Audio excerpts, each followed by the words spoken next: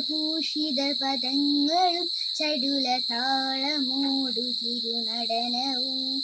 ഭസ്മഭൂഷിത മുരസ്ഥലം ഹരിണ ചർമ്മവും ഫണിഗണങ്ങളും Vasuki പരിവിശോഭിതം Vimala ഭക്ഷ്യസുംഭവ പയാപഥം